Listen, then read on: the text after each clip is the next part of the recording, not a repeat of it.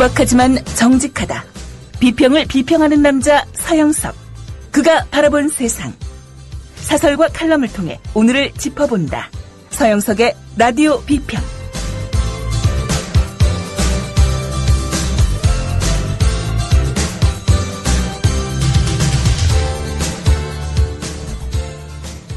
안녕하십니까, 서영석입니다. 연일 최동욱 검찰총장에 대해서 조선일보가 여러 각도로 기사를 이어가고 있습니다. 최동욱 검찰총장이 과연 착한 검찰인지 현재로서는 알 수가 없죠. 다만 국정원의 불법 대선 개입과 그리고 경찰의 발표 조작과 관련해서 원세훈과 그리고 김용판을 기소했다는 정도. 그야말로 이명박, 박근혜로 이어지는 이 정권 속에서 그나마 용기 있는 행동이었다는 점. 그것 때문에 청와대라든지 여권 핵심에서는 최동욱을 매우 싫어한다는 그런 시각과 분석이 있죠. 그런 시각과 분석이 맞는다면 최동욱 검찰총장은 잘하고 있는 겁니다. 사실 왜 명예훼손으로 걸지 않느냐라고 얘기를 하는데요. 형사고소를 하면은 검찰총장이 검찰에 고소하는 꼴이 되기 때문에 모양이 좋지 않습니다. 아마 최동욱 총장이 부담을 느끼는 것도 바로 이 대목일 겁니다. 따라서 지금처럼 특정 신문에 대해서, 보도한 신문에 대해서 정정보도 청구 소송을 하는 게 맞고요. 거기에 유전자 검사까지 받겠다고 나선 점이 바로 조선일보의 대못을 박는 일이었습니다.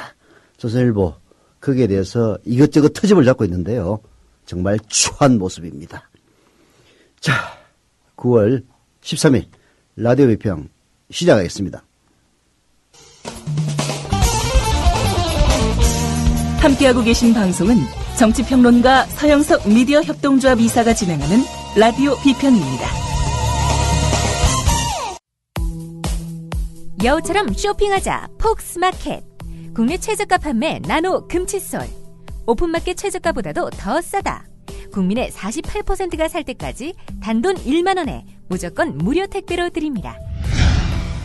치약의 혁명 N47 플라즈마 치약. 기면활성제, 방부제, 사카린을 전혀 사용하지 않았습니다. 일반 치과 판매가보다 무려 70% 저렴하게 드립니다. 국민TV와 함께하는 참 좋은 쇼핑몰 폭스마켓. 문의는 1566-5476. 검색창에 폭스마켓을 입력하세요. 폭스마켓.co.kr.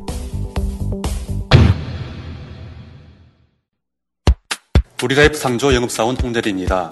우리라이프 상조는 신설상조 회사입니다. 사장님께 국민TV에 광고자 건의했더니 저희 사장님도 국민TV 예청자시며 조합원이지만 혹 회사 세무조사 받고 탄압받는 거 아니냐며 은근히 걱정이십니다. 그래서 영업사원인 제가 제 돈으로 광고하고 우리라이프 상조를 알리려 나왔습니다. 지금 가입하시면 회원님이 나입하신 소중한 납입금의 10%를 매달 국민TV의 발전을 위해 후원하겠습니다. 1600-3267 1600-3267 우리라이프 상조 제가 쏠 수 있도록 부탁드립니다. 감사합니다. 국민TV를 후원하는 새로운 방법 어렵지 않습니다. 우리라이프 상조를 찾아주세요.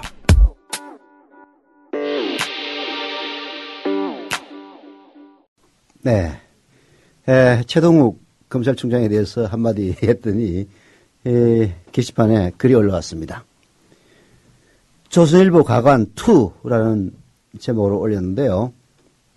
조선일보의 혼의 아들 보도를 거듭 오보로 규정하며 유전자 검사도 받을 용의가 있다고 나서자 조선일보는 시간 끌기가 아니냐는 의혹을 제기하며 최 총장이 최군 모자에게 유전자 검사를 받도록 설득해야 한다고 주장했다. 그리고 그 임 씨가 편지를 통해서 최 총장을 최동욱 씨라고 호칭하면서 사과 한마디 하지 않은 것도 의문이다.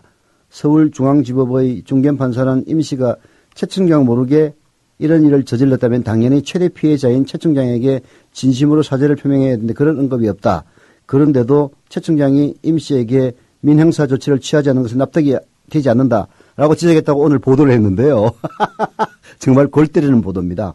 어느 날은 설득해서 유전자 검사를 받게 하라고 하고 오늘은 임 씨에게 왜 민형사상 소송을 취하지 않느냐라고 질문을 하는데요. 미친 거는 바로 조선일보다. 그냥 조선일보 니들이 그냥 최동욱이 해라. 이런 글이 올라왔습니다. 정말 추합니다. 본론으로 넘어가죠. 오늘 사설을 간단하게 소개를 해드리겠습니다. 오늘 소개해드릴 것은 칼럼 2개이기 때문에요. 사설을 간단하게 요약을 해드리는데 동아일보 사설을 보면 정말 그야말로 참 깰만한 사설이 하나 실렸습니다. 온라인 쇼핑몰 구매 후기 조작은 사기다 라는 제목의 사설인데요. 뭐 틀린 얘기는 아닙니다. 온라인 쇼핑몰 구매 후기 직원들이 써서 올리는 그런 경우 굉장히 많죠. 근데 이 사설을 보는 저희 참 마음은 정말 웃긴다는 생각밖에 안 들더라고요. 내용은 이렇습니다.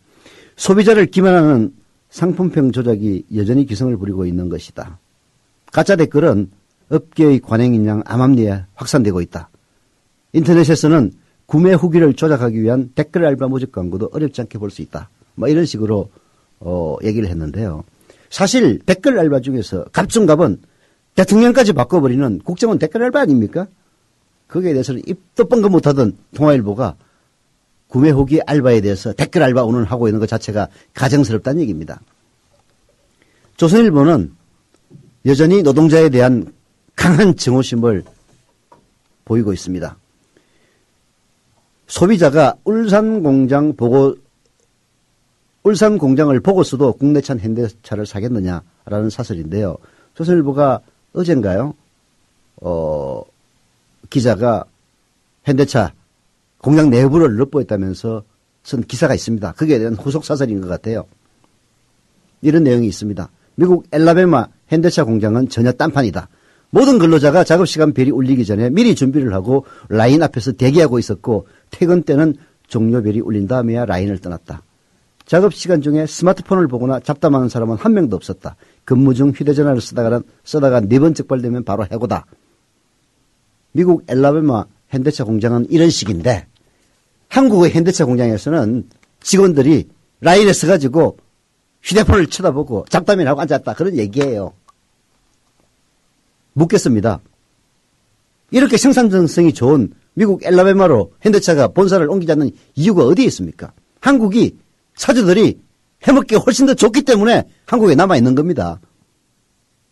이런 조선일보 보도 믿을 수는 없지만은 그 보도대로 그런 식으로 현대차 노동자들이 했다고 칩시다. 그럼에도 불구하고 천문학적인 흑자를 올리는 현대차. 도대체 국내 소비자를 어떻게 보호로 알길래 그런 흑자를 올리겠습니까? 정말 노동자에 대한 증오심이 없이는 이런 사설 쓰기 힘들 겁니다. 이 밖에도 많은 사설들이 있는데요. 일일이 다 소개하지는 않겠습니다.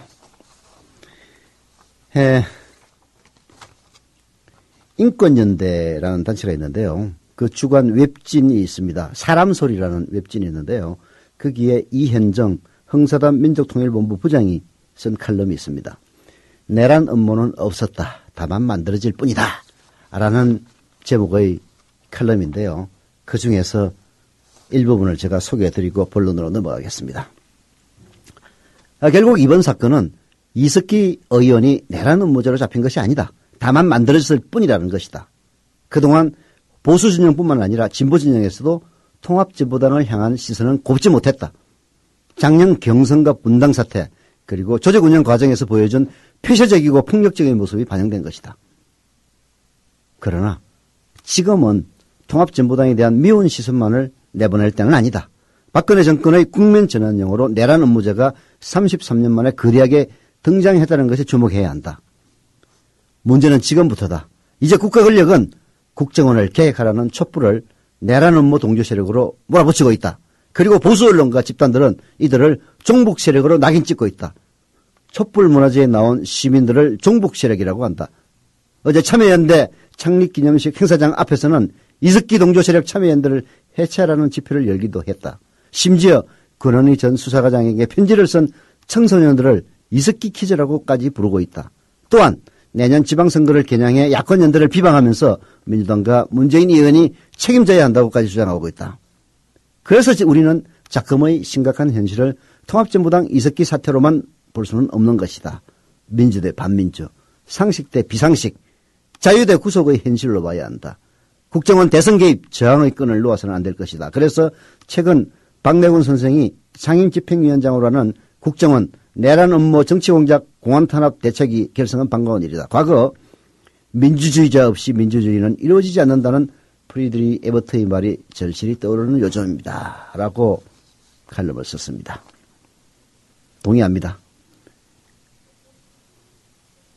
진보진영에서도 통합진보당을 향한 시선이 곱지 못했던 것은 경선과 분당 사태 그리고 조직 운영 과정에서 보여준 매우 폐쇄적이고 폭력적인 모습, 그리고 다른 무엇보다도 과거에 사로잡혀 있으면서 미래를 직시하지 못하는, 지금 바뀌고 있는 진보 개혁 세력들의 시선 눈높이에 맞추지 못하는 통합진보당의 후진적인 사고방식이 사람들을 열받게 만들긴 했죠. 하지만 이석기 내란 음모 사건은 그야말로 국정원이 국면전환을 위해서 국정원의 불법 대선 개입과 여기에 대한 국민들의 비판을 참조하기 위해서 만들어낸 공안사건에 불과합니다. 여기에 쏘아서는 안 되죠. 오늘 저녁 7시 맞죠? 9월 13일 서울광장에서는 촛불 집회가 열립니다. 지금 날씨는 우르릉 쿵쿵하고 비가 올 듯 싶은데요. 절대 촛불이 꺼져서는 안 됩니다. 다시 한 번 더 호소드립니다. 자, 오늘 칼럼은요, 경향신문의 빨갱이 때려잡기라는 양금보 칼럼을 첫 칼럼으로 선택을 했습니다. 소개해드립니다. 처음 것부터 얘기해야겠다. 통합진보당 이석기 의원이 내란 음모의 주요 증좌로 지목된 5월 모임에서의 물리적 준비 발언을 해명하면서 처음 내세운 것이 보도연맹 사건이다. 지난 8월 30일 기자회견 내용을 그대로 인용하면 이렇다. 강연에 모인 사람들은 전쟁에서 가장 먼저 희생자가 될지도 모를 진보당 열성 당원이었습니다. 이승만 정권이 저지른 보도연맹 사건을 보십시오. 무려 20만 명의 무고한 사람들이 학살당하지 않았습니까? 그 정도의 경각심이 필요하다고 호소한 것입니다. 보도연맹은 좌익에 물든 이들을 전향시켜 보호한다는 취지로 1949년 조직된 단체다. 한국 전쟁이 터지고 남쪽으로 후퇴하게 되자 이승만 정부는 전쟁 중에 위험 요소를 제거한다는 이유로 보도연맹원을 무차별 직결 처분했다. 이석기 의원의 해명을 풀면 이쯤 될 것이다. 진보당 열성 당원의 처지는 한국 전쟁 당시 남한 내 좌익 세력과 유사하다. 전쟁이 일어나면 무사하기 힘들다. 보도연맹 같은 사건이 발생하면 앉아서 구경만 할 수 없지 않은가. 60여 년 전 한국 전쟁의 상황을 오늘에 대입시키는 가공할 상상력과 지체 문제를 접어두고 본다면 한반도 전쟁 위기가 현실화됐다는 인식 아래 모인 그들의 심저에 자리 잡은 공포를 읽을 수는 있다. 소위 5월 모임의 녹취록이라는 데 등장하는 검거당하기 전에 한 명이라도 죽이기 위해 칼을 품고 다닌다는 한 참석자의 섬뜩한 발언의 배면에는 그 공포가 도사리고 있다. 한편으로 저들의 공포는 분단 국가의 현실과 사상의 자유를 통제하는 국가보안법 등과 무관치 않을 것이다. 실제 국가정보원이 벌여온 이석기 내란 음모 수사 과정은 그 공포를 현실로 어른거리게 하고 있다. 정당과 국회의원을 상대로 3년에 걸쳐 무한 사찰과 도감청을 벌였다. 영장 발부 전 피의자 소환 절차도 생략됐고 피의 사실인 녹취록 등을 조직적으로 유출해 여론 재판을 벌였다. 내란을 음모한 종북 세력한테 불법을 동원한들 무의 문제인가. 보도연맹 때처럼 빨갱이는 무조건 때려잡으면 되는 것이다. 네, 그게 바로 가공할 만한 일입니다. 60여 년 전의 한국 전쟁 때와 마찬가지로 좌파로 찍히면은 전쟁이 발발하면 우리는 다 죽을 수도 있다라고 생각하는 통합진보당 이석기 의원의 상상력도 가공하지만은 그 가공할 상상력은 그야말로 어찌 보면 피해망상일 수도 있는 겁니다. 물론 개인적으로 간첩사건에 희생됐던 사람들은 지금의 국가도 여전히 폭력적인 집단이라고 생각할 수는 있겠죠. 그러나 보편적인 측면에서 보면은 그런 식의 사고방식은 그야말로 망상피해의 정세가 어느 정도 있다고 볼 수가 있겠는데요. 문제는 그런 망상피해 정세가 우리 사회에 무슨 큰 해악을 끼치느냐 하는 점이죠. 저는 별로 큰 해악이 되지 않는다고 봅니다. 지난 3년 동안이나 국정원이 1년에 1조 원 이상씩 쓰면서 조직을 유지하는 그 국정원이 내사를 하고 도감청을 하고 별 지랄을 다 했는데 별 증거를 못 찾다가 겨우 지난 5월에 그 수도원에서 공개된 장소에서 요즘식으로 얘기하면 MT 하다가 나눴던 이야기 녹취록 하나 가지고 그걸 가지고 우리 사회에 내란 음모라는 어마어마한 죄명을 씌운 바로 그러한 국정원과 같은 집단들의 가공할 만한 상상력, 방금 얘기했다시피 빨갱이면 무조건 때려잡아도 된다라는 식의 법과 절차를 무시하는 그 상상력이 오히려 더 가공한 것이죠. 내란을 음모한 종북 세력, 무시무시한 죄명과 일방의 여론재판 앞에서 아무도 국정원이 저지른 불법과 무너진 인권의 원칙 따위를 제대로 말하지 못했다. 녹취록의 발언만을 갖고 내란 음모 혐의를 적용하는 게 타당한지 국회의 권한 내에서 따지는 것조차 포기했다. 종북이 아니다라는 것을 증명해 보이기 위해선 일단 사냥된 마녀를 향한 돌팔매질에 동참하는 수밖에. 그랬기에 공안 혐의를 받고 있는 국회의원의 체포동의에 90%의 찬성률이 나왔을 것이다. 체포동의안 찬성 여부가 사상검증으로 활용당하는 것을 속수무책으로 용인했을 터이다. 저는 국정원이 이걸 보면서 얼마나 속으로 쾌재를 불렀을까 상상해 봅니다. 그래, 빨갱이, 내란 음모 이런 식으로 붙이기만 하면은 그 절차가 맞단 틀리든 저렇게 밀어붙일 수가 있어. 그렇게 생각했을 것 아닙니까? 정말 민주당이나 혹은 정의당 찬성했던 의원들은 반성해야 됩니다. 아니, 그야말로 종북몰이에 국정원의 대선 불법 개입이 묻히는 것을 막기 위해서 이석기를 희생양으로 여겨야 한다라고 생각을 했다고 치더라도 최소한 거칠 것은 거쳐야 했다는 얘기입니다. 그리고 그 비난은 여전히 유효합니다. 그래야만이 다음에 또 유사한 일이 생길 때 그야말로 그 공포에 젖어서 90%의 찬성, 그야말로 여기 지적했다시피 국정원이 저지른 불법과 무너진 인권의 원칙 이런 것을 생각할 겨를도 없이 나는 종북이 아니에요 라는 자기 증명을 하기 위해서 이런 식의 그야말로 만행에 가까운 일을 저지르지는 않을 거다 그런 얘기입니다. 물론 녹취록에서 묻어나는 이석기 의원의 사고에는 동의할 수 없다. 북은 모든 행위가 애국, 남은 모든 행위가 반역류의 발언이 사실이라면 국회의원으로서 이석기의 정치적 책임은 분명하게 물어야 한다. 그렇다고 해서 이석기 세력을 법치의 예외 지역에서 다루고 단죄하는 것이 용인될 수는 없다. 국정원은 구속된 이석기 의원에게 전시 상태에서 적극과 협력한 자에 대해 사형만으로 처벌하는 여적죄를 추가하겠다고 한다. 일단 내란 음모로 기소가 어려울 것에 대비하자는 꼼수의 일환이겠지만 이석기 공포를 꾸리기 위해선 한국 전쟁 후 한 번도 적용된 적 없는 여적죄 같은 죄목이 필요했을 법하다. 자,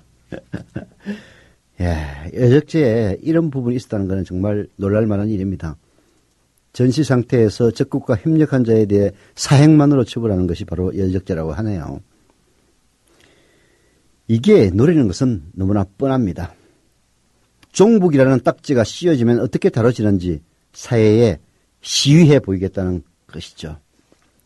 이석기처럼 법치와 사법정의의 바깥에 놓일 수밖에 없다는 점을 국민들에게 공갈 협박하고 있는 겁니다. 분명 내란 음모 사건을 통해서 국정원은 이 사회가 용인하는 사상과 표현의 임계치를 설정하면서 우리 모두를 그 안에 가두려 하고 있는 것이죠. 혈액은 벌써 나타나고 있습니다. 자본주의를 강의하는 교수가 국정원에 신고를 당하고 영화 천안함 프로젝트가 물리력에 의해서 상영을 중단당했습니다. 좌파를 소탕하는 이른바 좌파를 소탕하겠다는 역사전쟁이 여당의 기획으로 펼쳐지기 시작했습니다. 이석기 세력이 재판에서 설령 내란 업무로 처벌될 반역의 무리로 인정될지라도 지금까지 과정에서 법적 절차가 무시되는 등 불법의 문제는 사라지지 않습니다. 민주주의는 절차가 무엇보다 소중합니다. 절차적 정의를 무시하고 몽둥이와 죽창으로 다스리는 방식이라면 광장의 인민재판, 우리나라의 보수 세력들이 그렇게 무서워하고 비난하는 공산주의자들의 인민재판하고 다를 게 뭐가 있습니까? 비록 남루해 보일지라도 그 남루한 민주주의와 인권의 원칙들을 세우기 위해서 헤아릴 수 없는 희생과 땀이 있었습니다. 그래서 묵비권이 간첩의 수법이라고 치부될 수만은 없는 겁니다. 저도 검찰에 가서 묵비권 행사했습니다. 한 번도 진술한 적이 없습니다. 민주주의를 조롱하는 이석기류의 언행도 끔찍하지만은 민주주의 원칙을 팽개친 채 총칼로 적결 처분하는 시대로 시계를 되돌리려는 국정원의 행태는 더 무섭습니다. 이석기 세력이 업무했다는 이른바 그 내란의 실행 가능성은 제로에 가깝지만은 이렇게 망가뜨린 민주주의 절차와 그 원칙으로 인해서 도래되는 위협은 명백히 현존하기 때문입니다. 어설픈 빨갱이가 존재하는 사회보다도 그 빨갱이를 때려잡는 사회가 더 위험할 수도 있는 겁니다. 경향신문 양건모 논설위원의 칼럼 빨갱이 때려잡기. 이석기 의원에 대한 비판. 거기에 대해서 기분 나쁜 분들도 있을지는 모르겠습니다. 이런 문제는 한두 마디로 얘기하기에는 어려운 문제죠. 다만 이석기 의원이나 통합진보당의 핵심 당원들이 갖고 있는 눈높이, 사고방식이 우리 일반 눈높이와 분명히 다른 건 사실이고요. 그야말로 지하에서 압력하는 체제, 반체제 세력이 되기를 원치 않는다면 그래서 공개적인 장소에서 제도권 정당으로 우리 사회를 개선해 나가고 계획해 나가겠다는 그런 의지를 갖고 있다면 눈높이를 맞춰야 될 사람들은 다른 사람이 아닌 통합진보당과 그리고 이석기 의원 같은 사람입니다. 그런 비난이나 비판을 고깝게 여기지 말고 이번 이석기 내란 업무 사건 국정원이 그야말로 국민들을 길들이기 위해서 국민들에게 공갈하기 위해서 협박하기 위해서 만든 사건에 불과하지만은 통합진보당이 국민들의 눈높이에 맞는 시선으로 올라올 수 있는 계기로 삼는다면은 진보의 후퇴가 비록 있을지라도 희망은 있는 겁니다. 무엇보다도 중요한 것은 진보당의 이와 같은 스탠스를 어떻게 평가하든 그것이 우리 사회에 끼치는 악영향은 제로라는 것이고요. 그것을 빌미로 우리 사회를 공포와 공갈의 시대로 내몰고 있는 국정원의 그와 같은 그야말로 내란 음모가 우리 사회에 훨씬 더 위험하다는 점 말씀해 드립니다. 노래 듣고 계속하죠. 강산해의 삐딱하게 듣고 오겠습니다.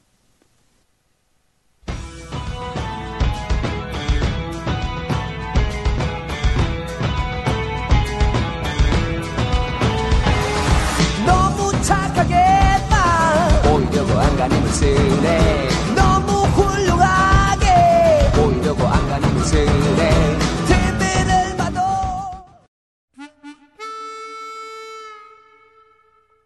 이 광고는 이름을 밝히지 않은 어느 국민TV 조합원이 제공한 광고입니다. 안녕하십니까, 노무현입니다. 미디어 협동조합 국민TV 조합원 여러분, 여러분은 지금 대한민국의 역사를 만들어가고 있습니다. 진정한 공정언론을 꽃피우기 위해 노력하고 계십니다. 대한민국의 많은 국민들이 바래왔던 일을 지금 여러분들이 하고 계십니다.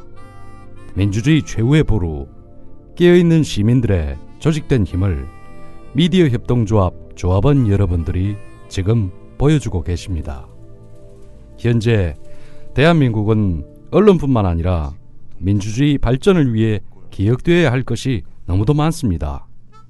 여러분들의 지금 노력이 대한민국이 진정한 민주주의를 이룩하는데 큰 발판이 될 것입니다.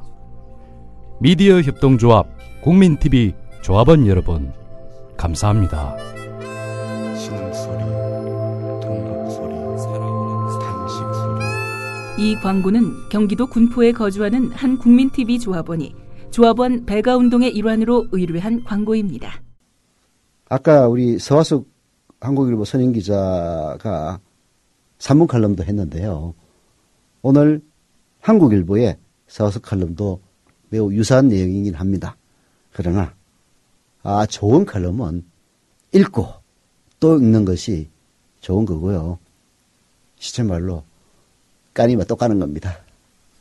해서 한국일보 서화숙 칼럼 거짓말과 친일이 보수인가 소개해드립니다.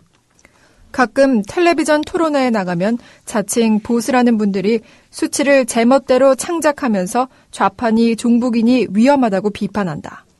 도대체 어디에 그런 자료가 있냐고 물으면 자기는 아는 자료라고 대답한다. 저 이거 봤어요. 언제 텔레비전 토론인지 모르겠는데 그때 아마 인터넷에서 동영상으로 본 것 같은데 물어보니까 내 아는 자료야 라고 얘기를 하더라고요. 근거를 못 댑니다. 최근에 교학사의 친일 교과서의 자료들도 대부분 그랬습니다. 틀린 것들은 다 그랬어요. 인터넷에서 자료를 가져다 쓰고는 자료 출처를 구글이라고 써놓습니다. 그리고 그것도 틀린 자료였어요. 그냥 지가 아는 자료란 뜻이야. 이런 식으로 엉터리 자료를 가지고 마치 진실인 양 주장하는 이른바 자칭 보수들 보면요. 진짜 한심합니다. 야, 하려면 좀 제대로 해라. 라는 이야기를 바로 면전에서 쏘아주고 싶은 욕구가 절로 일어납니다. 일제 식민지 시대에 한국에서 근대화가 시작됐다고 주장할 수 있다. 개인 소득이 올랐고 주거와 보건이 향상됐다. 산업국가로 나아갈 토대가 생겼다. 주장할 수 있다. 그러나 동시에 일제가 얼마나 많은 자산을 수탈해 갔는가, 얼마나 많은 양민을 끌고 가고 죽였는가도 밝혀야 한다. 식민체계에 길들이기 위한 교육과 공안체계도 밝혀야 한다.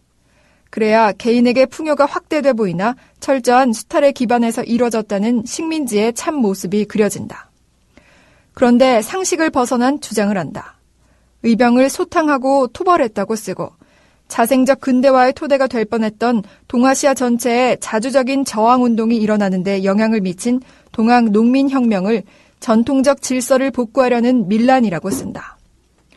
일제의 강제동원 수치는 일본 공식 통계보다도 적고 관동 대지진에서 일어난 한국인 학살도 쓰지 않았다.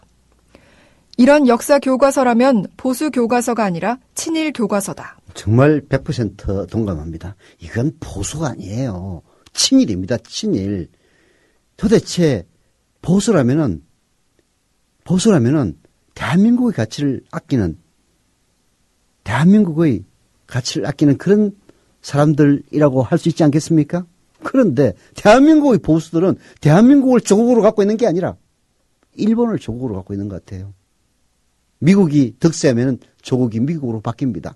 친일파가 친미파로 바뀌는 거죠. 이게 정말 억장이 무너지게 하는 일입니다. 진정한 보수, 정말로 진정한 보수라면, 물론 진정한 보수라고 해서 합리적이지 않다면 그것 또한 문제입니다. 광기 어린 보수, 독일 제국의 탄생에서 우리는 봤습니다. 나치에 열광하는 그런 보수도 합리적이게 하는데요. 대한민국의 보수는 합리를 논하기 전에 보수 자체가 아니에요. 매국노들입니다. 매국노들. 아니, 어떻게 일본에서 가장 극우적인 교과서라고 하는 후소시아의 교과서보다도 더 친일적인 교과서라는 평가를 받는 게 교학사 교과서 아닙니까? 정말 쪽팔린 줄 알아야 돼요. 이 교학사판 친일 교과서를 쓴 3인의 공동저자 가운데 한 사람인 이명희 공주대 교수는 11일 새누리당 의원들을 상대로 한 강연에서 좌파 진영이 교육계와 언론계의 70%, 예술계의 80%, 출판계의 90%, 학계의 60%를 장악하고 있다고 했다 한다. 도대체 무슨 근거로 나온 수치인가? 시속어로 뻥이고 정확하게 말해 거짓말이다. 그는 노무현 전 대통령이 대한민국은 태어나지 말았어야 할 나라라고 말했다고도 주장했다. 경향신문이 언제 일이냐 물으니 2006년쯤 나온 말이라고 답변했다. 공식 기록에는 없다는 게 노무현 재단의 설명이다. 저 정도 발언이면 보수 진영이 난리를 쳤을 텐데 기사 검색에도 나오지 않는다. 이 교수는 있지도 않은 사실을 연도까지 창작하면서 거짓말하는 버릇이 몸에 밴 것은 아닌가. 이런 인간을 대학 교수라고 있는 공지대도 한심하고요. 그리고 그런 인간을 불러와가지고 강연하면서 박수를 쳤다는 새누리당도 정말 한심하기 짝이 없는 정당입니다. 도대체 아니 노무현 비판할 수 있습니다. 예, 비판 못할 게 뭐가 있어요. 잘못하면 비판해야죠. 그러나 자기도 출처와 근거를 대지 못하는 그런 걸 갖다 떼놓고 조연을 얘기하고 다를 게 뭐가 있습니까? 이날 강연을 유치한 사람 다른 사람이 아닌 김무성입니다. 작년 대선 투표날 닷새 전인 12월 14일 부산 유세에서 2007년 남북정상회담 대화록을 줄줄 읽었습니다. 그때는 대화록이 유출되기 전이에요. 대화록이 유출되는 게 아니라 대화록을 국정원에서 공개적으로 밝히기 전입니다. 김무성이 2007년 남북정상 대화록을 선거 바로 닷새 전인 12월 14일 줄줄 읽었다면 그거는 국정원이 갖다 준 대화록일 건 뻔할 뻔짜입니다. 국정원하고 새누리당하고 짜고 치는 고스톱을 쳤다는 게 바로 김무성의 그날 유세에서 드러난 겁니다. 당시 박근혜 캠프 선거대책본부장이었던 김무성 아닙니까? 도대체 어디서 누구한테 얻은 국가기밀입니까? 국회가 국정조사를 벌이자 김무성은 싱가포르, 몽골, 중국을 다니다가 국정조사가 끝나자 귀국했습니다. 진실을 밝히는 데는 관심이 없습니다. 그리고는 새누리당 근혜인대 역사교실이라는 모임을 만들었습니다. 이런 사람들이 스스로를 보수라고 부릅니다. 그러니 진짜 보수는 쪽팔리기 짝이 없는 노릇이죠. 네. 가장 심각한 거짓말은 작년부터 국정원과 경찰에 의해 이뤄졌고 새누리당의 비호 아래 계속되고 있다. 한국일보가 11일, 12일 보도한 내용에 따르면 국정원의 정치 개입이 작년 12월 11일 김하영 직원의 노출로 공개될 상황에 처하자 차문희 당시 국정원 2차장, 박원동 국익정보국장이 서울경찰청 김용판 전 청장, 권영세 당시 박근혜 캠프 종합상황실장, 국회 정보위원장인 서상기 새누리당 의원과 여러 차례 통화했다. 그 결과 국정원은 댓글을 지우고 서울경찰청은 축소 은폐 수사로 갈피를 잡았다는 것이 검찰의 분석이다. 그런데도 국정조사에서 국정원과 서울경찰청 사람들은 권은희 당시 수서경찰서 수사과장을 제외하고는 모두 거짓말을 했다. 국정원 직원들이 대북 심리전을 위해 달았다는 댓글을 보면 어린이 성폭행까지 언급해서 글로 옮기기 힘들 정도이다. 일베글 역시 마찬가지. 이들 역시 보수를 자처한다. 그러니 보수들이 진짜 보수들이 얼마나 쪽팔려 하겠습니까? 보수는 기존의 체계를 지키려는 이들입니다. 도덕적으로는 완고할 정도로 원칙을 지켜야 할 사람들이 바로 보수입니다. 그런데 왜 2013년에 한국에서는 거짓말과 친일과 혐오스러운 행위가 보수가 되었나? 이런 얘기입니다. 이유는 명백하죠. 2013년 한국의 정부, 박근혜 정부가 바로 이런 짝퉁 보수를 감싸고 있기 때문입니다. 국가란 신뢰가 기반인 체계입니다. 언제까지 그 짓을 옹호하며 국가가 유지될 수 있을 겁니까? 진짜 보수가 지키는 진짜 자유민주주의 국가를 원한다면 거짓말과 친일과 혐오스러운 행위부터 꺼내야 합니다. 라디오 비평 여기서 마치겠습니다.